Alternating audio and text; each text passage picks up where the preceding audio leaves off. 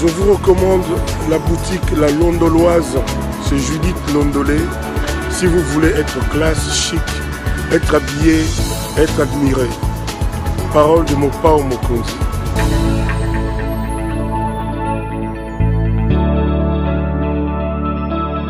Très heureux de vous retrouver encore une fois de plus, mesdames et messieurs. Nous sommes très heureux parce que vous êtes nombreux à vous abonner sur CPL Télévision et vous êtes aussi nombreux à regarder nos émissions, surtout votre émission Entretien qui reçoit à chaque moment les analystes politiques et aussi d'autres couches sociales. Nous sommes très contents parce que vous nous faites confiance. Alors aujourd'hui, nous allons parler de la visite du président de la République, Félix Tshisekedi, au Congo-Brazzaville. Nous parlerons également de la visite du président Denis Sassou Nguesso, prévue ici au Congo, République démocratique du Congo bien entendu, mais aussi nous parlerons également des élections qui vont être organisées au mois de mars prochain du côté de Congo-Brazzaville. Alors pour en parler, vous le savez, nous avons toujours le plaisir de recevoir sur ce plateau le candidat déclaré opposant aux élections de mars. Il s'appelle Amédée Dello, qui est notre candidat permanent, qui nous fait toujours plaisir de venir sur ce plateau pour donner son avis et surtout analyser l'actualité du Congo au Brazzaville. Alors, Amédée, bonjour, bienvenue une fois de plus sur ce plateau. Bonjour, monsieur Papi. Nous sommes très contents de vous recevoir encore une fois de plus pour qu'ensemble nous puissions décortiquer l'actualité du Congo-Brazzaville. Moi également, je suis content. Vous êtes, je rappelle que vous êtes candidat déclaré aux élections de mars prochain. Oui, c'est ça. Même si Denis Sassou Nguesso est en train toujours de gagner la confiance de ses homologues. La dernière d'ailleurs était Félix Tshisekedi qui s'était déplacé vers Congo-Brazzaville. Ça ne vous fait pas peur? Non, c'est normal. C'est entre deux présidents. C'est normal. Mais seulement ce que nous déplorons, c'est qu'un démocrate de la taille de Félix Tshisekedi va plusieurs fois rendre des visites à un dictateur de la race pure comme Denis Sassou Nguesso à son village. Nous, démocrates, nous sommes inquiétés. Comment vous pouvez être inquiété alors que le président Tshisekedi, il est président de la République démocratique du Congo, Denis Sassou Nguesso est président actuel du Congo-Brazzaville. C'est normal que deux pays qui ont de bonnes relations se visitent. Est-ce qu'il y a une relation cachée en dehors des relations bilatérales entre les deux? Certainement, Sassou est connu comme un monsieur de mauvais coups. Certainement. Bon, dire que pourquoi nous sommes choqués, écoutez, ces deux personnages ont deux visions diamétralement opposées. Un est démocrate, il est sorti d'une très bonne école, celle d'Etienne Tshisekedi, et l'autre est sorti de l'armée, un dictateur de 40 ans. Mais les multiples visites, pour quelles raisons? Pendant que les relations bilatérales entre les deux pays sont en bons termes. Qu'est-ce qui concorde? Je ne veux pas aussi ici organiser un procès d'intention, mais ça inquiète.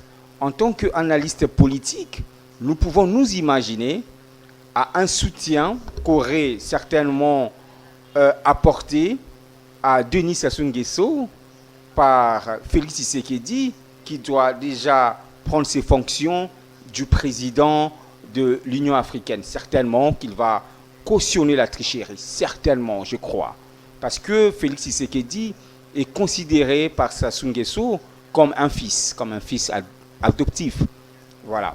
Est-ce que Denis Sassou Nguesso se présentera comme candidat président aux élections de mars prochain? Bon, ben, c'est officiel. Son parti veut qu'il se représente encore. Ça, ce n'est pas un problème parce qu'il sera dans son droit de se représenter. Que dit la Constitution de Congo-Brazzaville pour la participation? Est-ce que c'est au-delà de 5, 3, 4 mandats ou il y a comme un RDC ou renouvelable une fois? Ben, renouvelable une fois. La Constitution a été changée en 2016. Donc Sassou est dans son droit de se représenter. Ça, il n'y a pas de problème. La constitution changée pour lui donner l'avantage, tout simplement, alors. Bon, elle a été changée. Par Denis Sassou Nguesso lui-même. Oui, en 2016, nous l'avons acceptée parce que nous avons envoyé un de nous, qui est le général Jean-Marie Michel Moukoko, qui d'ailleurs l'avait copieusement battu. Parce que Sassou, c'est un impopulaire. Il a été frappé de plein fouet. C'est sur base de cette constitution. Aujourd'hui, nous ne pouvons que la défendre. Si nous la défendons, nous devons donc accepter que Sassou se représente aujourd'hui, en fait encore parce que la Constitution lui consacre ce droit-là. Denis qui va se représenter, mais avec une très mauvaise, je ne sais pas, une bonne nouvelle. Denis Omar Bongo, qui doit être son directeur de cabinet. Est-ce que c'est vraiment un clic royal ou c'est vraiment la démocratie au Congo-Brazzaville qu'on ne comprend plus rien? C'est ce qui se passe. Ça, là c'est clair que la famille Sassou Nguesso et Bongo sont dans une logique de confisquer le Congo-Brazzaville, chose que nous n'accepterons jamais. Je l'ai déjà dit ici dans ce plateau, sur ce plateau si tu veux, si vous voulez, M. Papi, que la RDC n'est pas le Congo-Brazzaville. Nous n'accepterons jamais une sorte de monarchie dans notre pays. Ce petit-là, ce petit bonhomme, c'est le Non, mais fils... c'est une grande personnalité. Il faut, Ce petit bonhomme, je dis bien, c'est le fils du feu président Omar Bongo. Fait avec la fille, l'une des filles de l'usurpateur dictateur Denis Sassou Nguesso. Son grand frère, Ali Bongo, est président de la République. Et il vient au Congo-Brazzaville, le pays de sa mère, pour être directeur de campagne d'un président par procuration. Qu'est-ce qu'il prépare? N'est-ce pas qu'il prépare? Nous nous imaginons des choses. Hein. Ils peuvent être dans une logique de le préparer, accéder au pouvoir. Ça, c'est une forme de monarchie, c'est une forme de dynastie que nous n'accepterons pas. Denis Fissel, Sassou, qui peut-être lui aussi sera prochainement annoncé candidat, son père candidat, Denis Omar Bongo, directeur de cabinet. Ça sent un peu de la mauvaise, une très mauvaise nouvelle pour les opposants qui sont peut-être du côté du Congo-Brazzaville, mais surtout vous qui sommes ici, qui sont à l'exil. Comment est-ce que vous allez faire pour arriver à empêcher que cela n'arrive? Mais nous avons dit ici, j'ai dit ici que je sors de l'école de Tian Tshisekedi. C'est facile pour moi. Ça, c'est facile. Bon, cette nouvelle n'est pas mauvaise contre nous, c'est contre le peuple qui se voit ce pays. Vous êtes aussi parmi le peuple, il ne faut pas oublier. Oui, mais justement, de par mes idées, je peux être classé quelque part. Je ne me considère pas peuple dans le vrai sens du mot. Hein, de par mes idées, je peux être considéré, enfin, je suis classé quelque part. Je disais que cette nouvelle n'est pas mauvaise contre nous, c'est contre ce peuple du Congo-Brazzaville qui se voit son pays être confisqué par une famille. C'est de la monarchie et nous n'accepterons pas. Nous sommes en train d'élaborer des stratégies pour empêcher ça et nous allons le faire. Denis Sassou Nguesso qui annonce, pas officiellement, mais quand même qui sera en visite officielle ici à Kinshasa. Vous prétendez le rencontrer? Il sera dans son droit. Vous personnellement, oui, le droit international lui donne le droit de circuler. Le rencontrer. Ah ben non. Non, qu'est-ce que je veux tirer de ce... Qu'est-ce que je pourrais tirer de ce garçon? J'ai eu peur qu'une mauvaise chose sorte de votre bouche, hein, parce que... Non, je suis poli, hein. Je suis chrétien, j'ai reçu une éducation chrétienne. Ma mère, ma pauvre mère prie Nzambe Malamu, donc nous sommes bien éduqués. Je me pose moi la question, bien qu'on ne peut pas répondre une question par une question, je me dis qu'est-ce que je peux tirer de ce garçon? Je n'ai rien à tirer de ce garçon. Je n'ai rien à tirer du garçon de Denis Sassou Nguesso. Qu'est-ce qui est caché derrière sa visite à Kinshasa? Je ne sais pas, mais je crois que par, par, par bonne éducation, Sassou aurait demandé pardon à ce peuple. Au Quinois. Pardon? Au Quinois. Demandez pardon au Quinois. Au peuple du Congo-Brazzaville, au peuple du Congo, en fait, au Quinois, pour tout le mal qu'il a eu à faire aux filles et aux fils de la RDC par Mbata Mukolo. Je ne souhaite pas, je ne vois pas que Sassou soit le bienvenu ici. Il ne peut pas être le bienvenu dans ce pays. La raison de sa visite, j'ignore complètement. Mais s'il est encouragé par le président de la République, et vous pensez qu'il va passer par s'excuser parce que ça fait beaucoup de temps, depuis le temps de Kabila, que Mbata Mukolo s'est produit au Congo-Brazzaville. Plusieurs Congolais étaient morts, les autres décapités, les autres, il y a eu confiscation même de leurs biens. Mais Denis ne s'est jamais prononcé pour demander pardon au nom même. Est-ce qu'il faut que je traite Félix Tshisekedi d'hypocrite? Je ne veux pas des problèmes, mais l'hypocrisie est là. Kabila, vis-à-vis de cette affaire, a été, Joseph Kabila, l'ancien président, a été hypocrite. Est-ce que Félix Antoine Tshisekedi, l'actuel président, ira toujours dans le même sens? Non. Il faut rappeler à Sassou ce mal pour que ça ne soit plus répété. Sassou dans ce pays ne peut pas être le bienvenu. Et Félix Antoine Tshisekedi le sait très bien. Eh bien, qu'est-ce qui était à la base de cette opération Mbata Mukolo? Les expulsions injustes, massives, j'ignore complètement, mais c'était vraiment désolant. Et c'était vraiment désolant, nous devons passer à la réparation. Je suis déjà en train de discuter avec l'honorable Gérard Moulumba, alias Gekoko, pour voir comment nous allons passer à la réparation. Ça sera question de penser les plaies qui ont été mis par le pouvoir de Brazzaville sur les cœurs du peuple congolais de la RDC. Alors revenons maintenant aux élections qui seront organisées au mois de mars. La dernière fois qu'on était avec vous, vous m'aviez parlé de quelques opposants, vous êtes en langue avec quelques opposants. Est-ce que vous avez déjà eu la conclusion de chercher un candidat commun qui va vous représenter à ces élections? Nous sommes en discussion. Jusque-là, toujours. Oui, nous sommes en discussion. Nous sommes en discussion avec un des candidats jeunes qui s'appelle André Agombe, qui est en France. Nous parlons avec Ephraim Mafoula, c'est un autre candidat jeune qui est à Brazzaville. Tout ça, c'est sous le contrôle de Jean-Benoît Nzaba, qui est le coordonnateur des assises du Congo. Nous sommes en train de voir si ça sera possible que nous allions à ces élections avec une candidature commune. Pourquoi la jeunesse? Parce que quand vous parlez et quand j'ai fouillé, je trouve que c'est la jeunesse qui se réveille beaucoup plus pour contrer Denis Sassou Nguesso. Pourquoi c'est la jeunesse, tout simplement, qui veut aller à l'encontre de Denis Sassou Nguesso? Mais le temps, l'éveil dans le temps, simplement. Tous les anciens ont travaillé avec lui, certainement qu'ils lui doivent des choses. Nous, personnellement, moi, je n'ai ni de loin ni de près travaillé avec Sassou Nguesso. Vous étiez dans sa police, quand même. Ben non. Police ne veut pas dire service Sassou. J'étais fonctionnaire, comme tout le monde. J'étais fonctionnaire. La police qui a été donnée, c'est lui le commandant suprême de la police, de l'armée. Vous étiez sur ce zone? Monsieur Papichi Boisbois, j'étais fonctionnaire.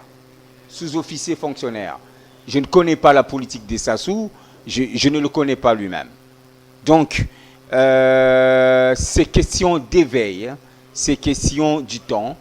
Les jeunes sont en train de s'organiser pour se réapproprier de leur pays confisqué par la famille Sassou, Nguesso et Bongo. Il y a un message, je vais vous lire un message qui m'est venu de France, un ami de l'Italie, excusez-moi, parce qu'il y a un moment qui est en Italie, il me dit posez la question plutôt à monsieur Amédée. Est-ce que c'est pas peut-être du théâtre ce qu'il est en train de faire? Est-ce qu'ils ont vraiment des armes pour y arriver?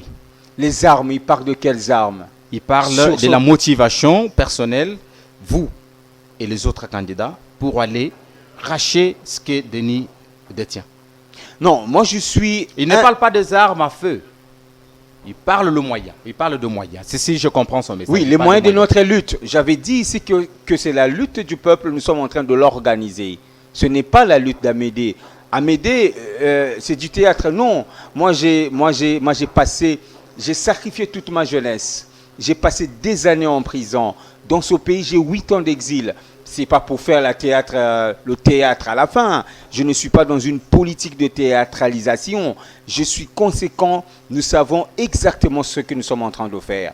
Et nous avons déjà dit ce que nous ferons au cas où Sassou persiste à confisquer le pouvoir par force. Mais est-ce que, moi personnellement, je vais vous lire encore d'autres messages parce qu'ils sont vraiment nombreux. Vous êtes revenus parce qu'il y a plusieurs messages que vous devez répondre. Mais moi, je vous pose cette question avant de passer à un autre message. Vous avez parlé de relations que vous avez avec la France. Est-ce que cette relation elle est officielle pour vous? Bon, écoutez, l'Élysée a plusieurs fois reçu les opposants. Dans la délégation, il y avait Jean-Benoît Nzaba, président des Assises.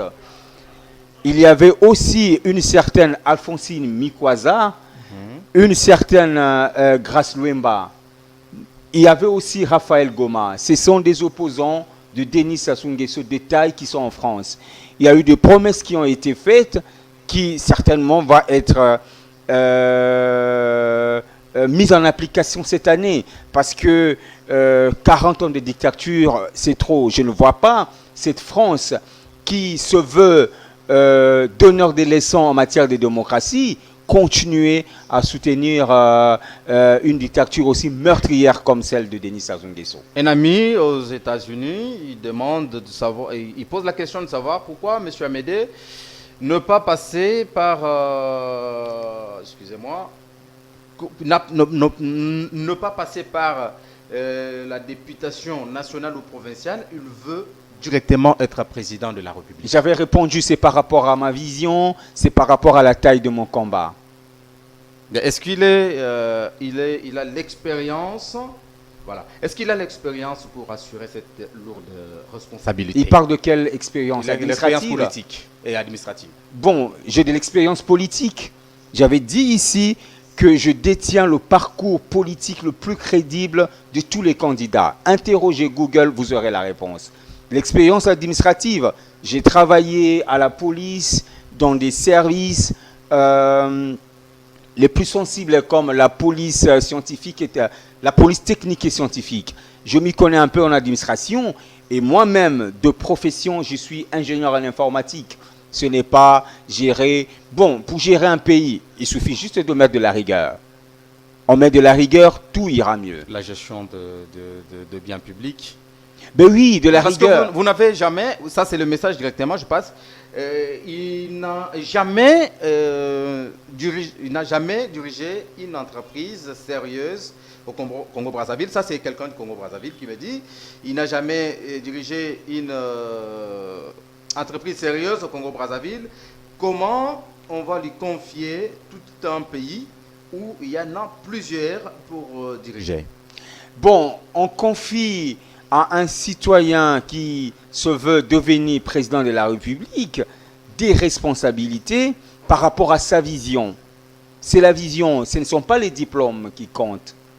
C'est la vision qui intéresse le peuple, qui à la fin décide sur le sort de tous les candidats. Bon, j'ai dit que je suis ingénieur en informatique. Est-ce que ça ne suffit pas pour que je gère une administration? L'administration, ici, c'est quoi? C'est la présidence de la République. C'est mon cabinet. Je pourrais bien le gérer. Il n'y a pas de problème. Il y a des relations, vous en avez déjà? Ben, les relations, j'ai le peuple avec moi, j'ai Dieu avec moi. Je l'ai déjà dit ici. Cela me suffit. Tout simplement? Oui. Parce qu'au dernier ressort, c'est Dieu qui décide. Il n'y a pas quelqu'un derrière vous? Le peuple. Oui, le peuple, mais c'est le même peuple qui veut que vous soyez soutenu, parce qu'on connaît très les bien... Démocrates. On connaît très bien ce qui s'est passé. Les démocrates. D'autres pays ou de Congo-Brazzaville, tout simplement? Les démocrates du monde. Les démocrates américains. Par exemple. Au département d'État américain. Je ne peux pas citer le nom ici. Nous avons des gens à l'Élysée, je l'ai déjà dit. J'ai mon peuple, j'ai mon Dieu. Je veux à ce combat, attendons le résultat. Votre pays d'exil? la RDC. Vous avez des bonnes relations? Oui, j'entretenais dans le passé des bonnes relations avec M. Félix-Antoine Tshisekedi, l'actuel président de la République. J'entretiens des relations très étroites avec son opposant principal qui est Martin Fayoulou. Je connais M. Jean-Pierre Bemba. Je parle par téléphone avec M. Moïse Katumbi. Joseph Kabila, non? Non, celui-là, je ne le connais pas, mais c'est quelqu'un que j'apprécie beaucoup. J'apprécie beaucoup, j'ai beaucoup appris de lui et je continue à apprendre de lui. Il était dans le pas de Denis Sassou Nguesso. Bon, il y avait des difficultés en face, mais c'est quelqu'un qui a montré, qui a prouvé au monde qu'il était animé d'une bonne foi, de laisser calmement le pouvoir. Il a fait semblant de laisser les pouvoirs ou il a laissé calmement? Il y a eu alternance politique à 47 ans. Que les autres pensent que c'était le semblant d'alternance. Non, moi je parle des faits. Il y a eu organisation des élections ici plusieurs fois et à la fin une alternance politique au sommet de l'État. C'est quelque chose de bien. J'ai beaucoup appris de lui. C'est ce que vous conseillez aux autorités de Congo-Brazzaville? Ben, Sassou doit partir. Pas seulement que la Constitution, pas seulement que le peuple lui demande de partir, mais c'est par usure du pouvoir. Le monsieur est fatigué dans ses nerfs. Il est fatigué dans ses muscles. Qu'est-ce qu'il y a à s'accrocher au pouvoir? C'est immoral. Il faut qu'il parte. Son cas est très différent de celui de Joseph Kabila. C'est très différent. Sassou doit partir. Même maintenant, si pas, les démocrates du monde vont fêter. Parce que nous aurons un dictateur de moins dans le système du gouvernement mondial. Il faut qu'il parte. Mais par bonne éducation, par bonne moralité, il faut qu'il parte. Il n'a pas besoin de consulter la Constitution pour chercher à savoir s'il partira ou pas. Il faut qu'il parte parce que c'est un fatigué. C'est un fatigué. Dans son cerveau, il est fatigué. On vous accuse, vous, de ne pas voir un cahier de charges intéressant pour diriger Congo-Brazzaville, mais on vous dit quand même que c'est vraiment un discours, vous faites un discours comme tous les autres politiciens. Enfin, mon projet de société est ficelé. Il est intitulé Nouveau Congo, parce que nous devons partir d'un nouveau départ. Il faut une nouvelle classe politique avec des gens qui portent des nouvelles idées, des idées novatrices et salvatrices. Mon projet de société s'appelle Congo Nouveau. Il a été écrit par Jess Mingwasi, qui est le communicateur des Assises nationales dont je suis membre, et approuvé par Jean-Benoît Nzaba, qui est le coordonnateur des Assises nationales. Mon projet est là, dire que je me pose sur rien, c'est vraiment mal connaître Amédée. Je ne me vante pas, mais je ne supporte pas qu'on me traite d'un garçon oisif comme Denis Sassou Nguesso. J'ai une base intellectuelle, j'ai une base populaire, j'ai un parcours politique le plus crédible. Je m'estime vraiment celui qui apportera un changement, un véritable changement au Congo-Brazzaville en cette année 2021. Il me semble que vous vous basez beaucoup plus sur les relations étrangères que les relations du Congo, du côté du Congo-Brazzaville. La question est de savoir, est-ce que vous êtes en collaboration avec les opposants permanents qui ne sont pas à l'exil comme vous au Congo-Brazzaville? Oui, oui. Je suis membre du FOCRAD IDC JM3, dans laquelle... Ça signifie quoi? FOCRAD, bon, c'est un peu long, mais c'est une plateforme dans laquelle vous avez l'élu du peuple, comme on dit ici, hein, Jean-Marie Michel Moukoko. Cette plateforme est coordonnée par l'ancien ministre Clément Miarassa. Je parle sans embâche avec lui, je discute avec lui. Je parle aussi avec d'autres opposants que je ne citerai pas de nom, parce que le monsieur là-bas en face, Denis Sassou Nguesso, c'est un violent, c'est quelqu'un de sans pitié ni cœur. Voilà. Clément Damassa, qui était l'ancien Premier ministre et qui a travaillé avec Denis Sassou Nguesso, n'est-ce pas? Non, il était dans un gouvernement d'union nationale. Il n'a pas travaillé avec Denis Sassou L'Union Nguesso. nationale dirigée par... Oui, mais c'était pas direct. dirigée par Denis Sassou Nguesso. Oui, dirigé par le général président Denis Sassou Nguesso. Je parle aussi avec Joe Washington Ebina, un monsieur présidentiable, mais qui n'a pas voulu aller à ces élections pour une raison personnelle. Et pourquoi vous y allez? Parce que nous savons que nous allons gagner, parce que nous savons que nous avons des stratégies capables de nous amener, de nous conduire au changement. Et si vous n'arrivez pas à gagner? Nous y arriverons, parce que chaque chose a son temps. Le peut-être temps de la fin de la dictature est arrivé. Alors que vous n'avez pas des moyens fiables qui montrent vraiment que vous allez gagner. Parce que personnellement, moi, je suis en train de vous écouter. Vous avez vous estimez des choses, mais vous n'êtes pas concret dans ce que vous allez faire concrètement pour que Denis Sassou Nguesso ne gagne pas les élections. Je vous donne le fait. Vous avez parlé tout à l'heure que Denis Sassou Nguesso était gagné, lourdement gagné par le président, je crois. Jean-Marie Michel Mokoko en 2016. En 2016, en 1993, il était encore battu oui, par... copieusement battu par 1982. le professeur président Pascal Issouba. Pascal Issouba. Mais quand même, c'est lui qui dirigeait toujours le pays.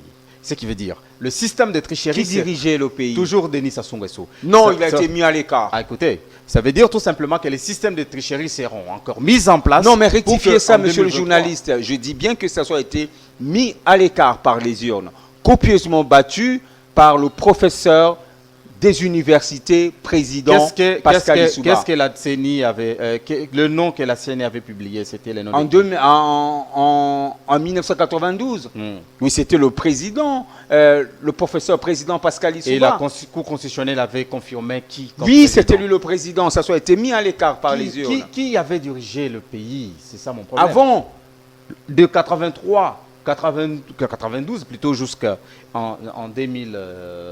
Le professeur président Pascal Issouba, paix à son âme. Comment il a fait pour revenir au pouvoir, Denis Sassou Nguesso? Oui, mais par les armes, nous l'avons évoqué ici. Vous n'avez pas peur que ces mêmes armes peuvent encore... Non, mais cette fois-ci, ça ne passera pas. Comment vous avez fait pour que ça ne passe pas? C'est mon problème. L'éveil de la conscience. La jeunesse qui a été manipulée en 1997, 97, aujourd'hui a pris conscience. Cette jeunesse ne prendra plus jamais les armes pour défendre Denis Sassou Nguesso. Ne rêvez pas. Ce sont les jeunes qui avaient soutenu Sassou Nguesso pour sûr, au pouvoir. Les enfants soldats utilisés pour la cause d'un individu. Les dernières plutôt élections, c'était en quelle année au Congo-Brazzaville? 2016. En 2016, Denis Sassou Nguesso avait gagné alors les élections. Non, il avait triché. Mais il est au pouvoir. Par confiscation. Ce qui veut dire qu'il peut y être encore par confiscation. Après 5 ans, l'éveil a augmenté. Je ne le vois plus refaire la même chose. Qu'est-ce qui vous fait croire que l'éveil a augmenté? Nous sommes là. Nous parlons à travers des réseaux sociaux. Plus personne ne veut le voir. Vous n'avez jamais vu le peuple congolais acclamer, soutenir Denis Sassou Nguesso? Nous avons un plan B. Je l'ai déjà ici. Je l'ai déjà dit ici. Vous n'avez jamais vu, personnellement, Denis Sassou Nguesso être acclamé par le peuple congolais? Non. Sa famille biologique, les amis de ses enfants. Avec tout ce qu'ils ont comme popularité au Congo-Brazzaville? Plus impopulaire dans ce pays-là. Denis Christian Sassou Nguesso, Daniel, je crois. Denis Omar. Denis et les autres. Non, la popularité ne peut jamais servir à leur père, chanté par des musiciens congolais ici sur place, même les musiciens congolais de là. Et cette popularité ne vous font pas perdre, ne vous faut pas perdre, vous le C'est une illusion. Monsieur Sassou fait asseoir son pouvoir sur le tribalisme et la corruption. Si les artistes et musiciens de la RDC le chantent, ils sont libres. Mais nous savons que le monsieur fait asseoir... Je ne parle pas de Sassou, je parle de Denis Christel Sassou, qui est chanté par plusieurs. Et d'ailleurs, qui est, je pense, populaire du côté de Congo-Brazzaville. Vous ne pensez pas que cette popularité de leurs enfants peut jouer un rôle important pour le papa? Dire que Denis Christel Sassou Nguesso, alias Kiki, est populaire au Congo-Brazzaville, c'est insulter mon peuple. C'est une insulte. Parce que Kiki, je le dis ici, est un criminel économique de haute taille. Ce n'est pas moi qui le dis, ce sont plusieurs organisations internationales qui le disent. Transparency International, Global Witness, il est dans les trucs comme Panama Papers. C'est quelqu'un qui a détourné des milliards pour le Congo, pour les générations futures. J'en profite. Même son père, le général président Denis Sassou Nguesso, a eu à détourner 14 milliards pour les générations futures. Nous ne savons pas où se trouve aujourd'hui cette somme colossale d'argent. C'est des gens comme ça que sous le plateau, puisque vous voulez les flatter, que vous allez dire qu'ils sont populaires. C'est une insulte. Vous devez retirer ce propos. Parce que ce peuple souffre tellement que je ne vois pas un journaliste se permettre de dire de telles choses. C'est des personnes très impopulaires qui ont alimenté une haine au cœur, dans le cœur du peuple. C'est des gens qu'on ne veut plus voir. C'est des gens qu'on ne veut plus voir. L'insurrection populaire, c'est ça votre plan B? C'est clair. Nous sommes dans la Constitution. Nous ne sommes pas sortis. Il y a 2 jours, j'ai parlé avec Jess Mingwasi, qui est le communicateur des Assises nationales, une plateforme proche de l'opposition, une plateforme politique proche de l'opposition, qui trouve son siège à Paris. Nous ne sortirons pas de la Constitution si nous appliquons le plan B, qui est l'insurrection populaire, pour barrer la voie à la famille Denis Sassou, à la famille Sassou, Nguesso et Bongo. Alors, avant de terminer, je vous donne 1 minute de nous dire quand est-ce que vous allez faire, parce que vous projetez la conférence de presse où vous allez présenter votre projet de société. Ça sera quand et où? Nous sommes en train de négocier un endroit. C'est fort possible que ça soit organisé à Faden House, qui est un de vos partenaires. Ben oui, monsieur Martin Fayoulou, je le connais très bien. Nous sommes en train de négocier. Nous en profiterons à cette occasion pour dévoiler nos idées, déballer notre projet de société. Il y aura des ONG internationales des droits de l'homme, il y aura des diplomates et il y aura des hommes politiques bien connus de ce pays. Voilà.